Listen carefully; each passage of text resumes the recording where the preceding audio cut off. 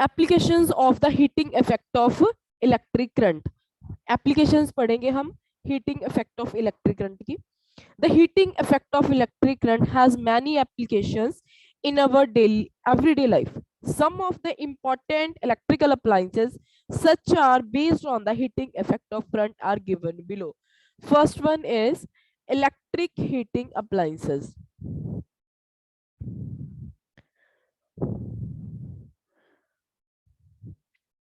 इसके रिलेटेड हम अपने घर पे यूज करते हैं डेली लाइफ के। एक तो हम यूज करते हैं रूम हीटर, और क्या यूज करते हैं, सेकेंड क्या यूज करते हैं हम, इलेक्ट्रिक आयरन प्रेस जो आप घर पे आपके मदर यूज करते हैं। नेक्स्ट है आपका इलेक्ट्रिक केटल जिसमें आप पानी गर्म करते हो। नेक्स्ट है हमारे पास electric toaster. Next one is electric oven, जिसमें क्या करते हो, जिसमें केक बेक होता है। और क्या खाते हो, अच्छा अच्छा पिज्जा उसमें बनता है। तो ये सारी चीजें जो है हम डेली लाइफ में यूज करते हैं। तो हमारे पास इलेक्ट्रिक हीटिंग एक तरह का अप्लायंसेस है ये। All the electric heating appliances contain coil, इनके अंदर क्या होती है, एक कॉइल होती है। वो कॉइल किस चीज की बनी होती है, वो हमारे पास क्या होती है, रेजिस्टेंस वायर होती है, जिसका मैंने बच्चे आपको सिंबल बताया था जब हमने सिंबल्स किए थे। तो रेजिस्टेंस का हमारे पास ये सिंबल था।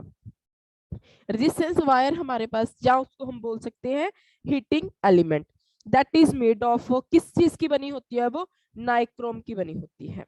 सी figure number 14.8, when an electric current is passed through an electric heating appliance, a large amount of heat is produced in the element due to which it becomes red hot। जो आपके घर पे room heater होता है, वो जब उसकी rods है तो उसमें 2 या 3 रॉड होती है, जब वो हीट कर जाती है मतलब पूरी तरह से गर्म हो जाती है, तो हमें वो रेड कलर की दिखाई देने लग जाती है।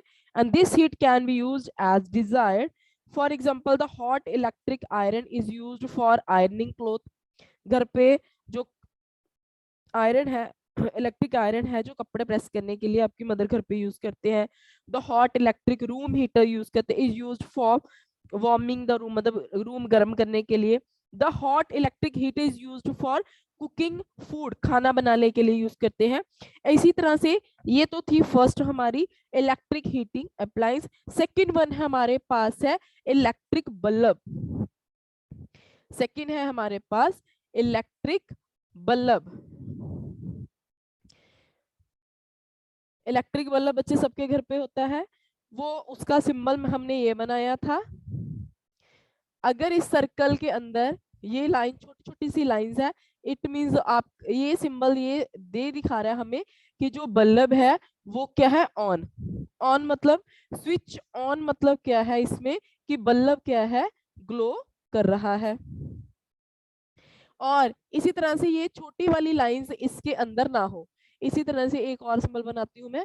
तो यहाँ पे दिखाया है ये क्या है, स्विच ऑफ। ठीक है, ये सिंबल्स साथ साथ रिवाइज भी करते रहेंगे। इलेक्ट्रिक बल्ब हमारे पास क्या होता है, an electric bulb used for producing light, है ना। इवन की ट्यूब लाइट है, जिस रूम में बैठ के आप पढ़ रहे हो, या लैंप यूज करते हैं उसमें भी बल्ब होता है। तो an electric bulb used for producing light works on the principle of, और वो किस प्रिंसिपल पे बेस्ड है, heating effect of electric current. It has a very thin high resistance filament, उसके अंदर ऐसी पतली सी, देखना बल्ब के अंदर छोटी सी ऐसे अटैच होती है thin high resistance filament of, किस चीज की होती है वो, tungsten metal. when electric current passes through tungsten it gets heated to a very high temperature। जब उसमें से इलेक्ट्रिसिटी पास कराते हैं हम, तब क्या होता है, वो बहुत हाई टेम्परेचर पे वो गर्म हो जाती है, and becomes hot and starts glowing. वो गर्म होने के बाद क्या करती है, वो ग्लो करना स्टार्ट करती है।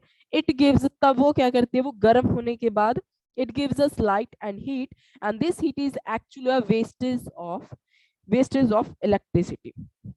This wastage of electricity can be reduced, इनको क्या कहते हैं, रिड्यूस कर रहे हैं। पहले से बहुत बड़े बड़े से येलो कलर के, जिसमें येलो कलर की लाइट आती थी ना, वो बल्ब यूज करते थे। अब उसी को इलेक्ट्रिसिटी को मतलब कि सेव करने के लिए क्या करने लग गए हम, एलईडी बल्ब यूज करने लग गए, LED.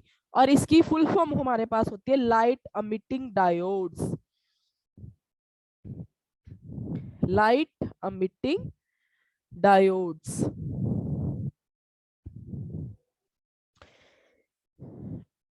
The wastage of electricity can be reduced by using light emitting diodes LEDs and compact fluorescent lamps, जिसको हम बोल सकते हैं CFL. They don't work on the principle of heating effect of electric current, जो heating effect के principle को follow नहीं कर रहे.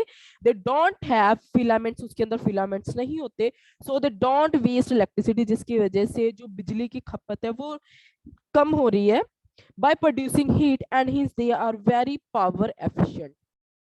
जो अब व्हाइट कलर के बल्ब आपके घर पे यूज करोगे। नेक्स्ट है open page number 144। Another advantages, ये तो थी एक तो कि जो बिजली है, जो इलेक्ट्रिसिटी की वेस्टेज है उसको रोक रही है एलईडी सीएफएल्स। इसकी और भी एडवांटेज है, उसको वो देखते हैं। इसकी और फायदे हमारे पास क्या क्या बेनिफिट्स है हमारे पास एलईडी और सीएफएल के। Another advantage of LED and CFLs is that can be fixed in ordinary bulb holders and which are used for electric bulbs. Through LED and CFL are initially more expensive to buy. शुरू में क्या थे, इनको bye करना मुश्किल था या मतलब कि महंगे पड़ रहे थे, but their running cost is much lower because they consume less electricity. बहुत कम खर्चा आता है, इसको कम बिजली लगती है इस पे। They are very efficient and long lasting, काफी लंबे समय तक इसको हम यूज कर सकते हैं। Before buying any electrical appliance you should look for the ISI mark of Indian standards on the, तो बाय करने से पहले हमें ISI का मार्क उस पर चेक करना चाहिए कि वो है, फिर उसको आप बाय करें। नेक्स्ट हमारे पास थर्ड इसका हमारे पास हीटिंग इफेक्ट का है इलेक्ट्रिक फ्यूज।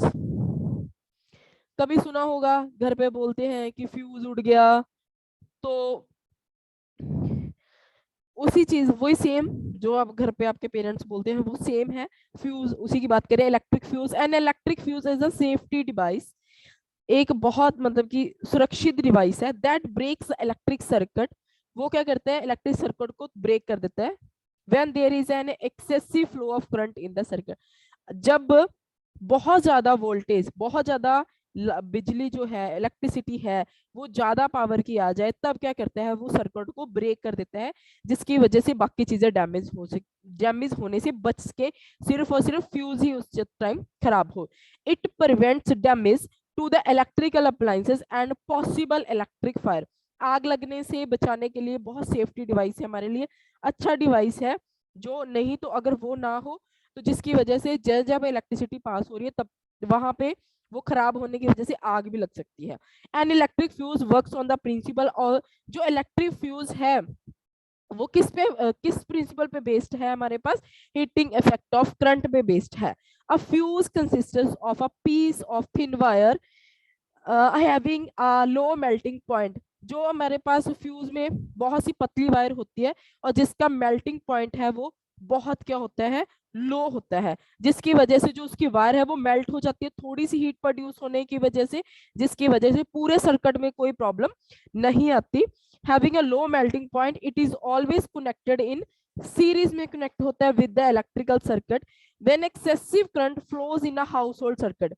हमारे घर पे एक्चुअली में 220 वोल्ट आती है, जब इससे ज्यादा बहुत ज्यादा आ जाती है तब क्या करते हैं, एक्सेस आने की वजह से, एक्सेस बिजली इलेक्ट्रिसिटी पास आउट होने की वजह से जो फ्यूज है वो उड़ जाता है, क्योंकि उसमें जो वायर लगी है वो उसका लो मेल्टिंग पॉइंट है। जब भी उसको ज्यादा हीट मिलेगी वो जल्दी मेल्ट हो जाएगा, जिसकी वजह से वो जो फ्यूज है उड़ जाएगा, जिसकी वजह से पूरे घर की आपकी लाइट चले जाएगी, बट सुरक्षित रहेगी वो चीज, कभी वो क्या होगा, वो खराब, बाकी चीजों को कोई नुकसान नहीं पहुंचेगा। the electric current stops flowing in the circuit and thus damage to the various electrical appliances is prevented when a fuse wire gets melted. It is replaced by a new fuse wire. Fuse wire को क्या है, बस एक fuse wire ही हमें replace करना पड़ेगा to restore the electric supply in the household circuit. To show the magnetic effect of electric current. और इस एक्सपेरिमेंट को करने के लिए हमें क्या क्या चीजें चाहिए? A piece of insulated copper wire with bare ends, a battery, a switch, connecting wires and a magnetic compass. ये सारी चीजें चाहिए इस एक्सपेरिमेंट को करने के लिए. मेथड क्या है कि करना किसी ऐसे इसको, connect a thick insulated copper wire AB to a battery through a switch by using connecting wires such that the copper wire AB in the north south direction. See figure number 14.13. इस तरह से हमारे पास battery लगाई उसने और यहाँ पे क्या किया उसने, स्विच की मतलब कि उसने कराई है और यहाँ पे उसने रखा है अपना कंपास और इसमें उसने शो की है नीडल को.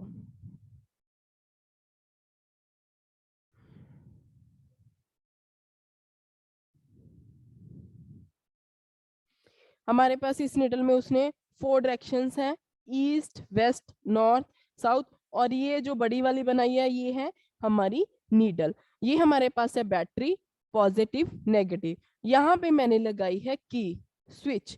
जब इसको ऑन करना होगा तो हम इसको इस तरह से शो करेंगे. अगर हम अब पहले इसको क्या कर रहे हैं, ऑफ शो करें कि स्विच को ऑन नहीं किया, स्विच हमारे पास क्या है, ऑफ है. तो सपोज ये ABCD इस तरह से हमारे पास है और जो ये इस वायर यूज की है वो हमारे पास क्या है, कॉपर की बनी हुई है. ये हमारे पास है कॉपर वायर और ये हमारे पास है कंपास. ये हमारे पास है स्विच. स्विच क्या है, ओपन और क्लोज.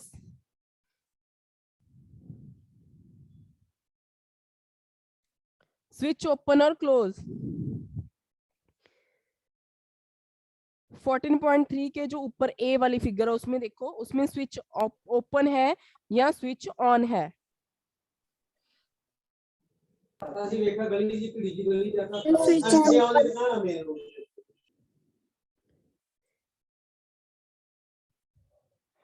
सोफिया स्विच ओपन है या मैम यस ओपन है. वेरी गुड, स्विच ओपन है बच्चे. इसका सिंबल ही दिखा रहा है कि वो स्विच क्या है, ओपन.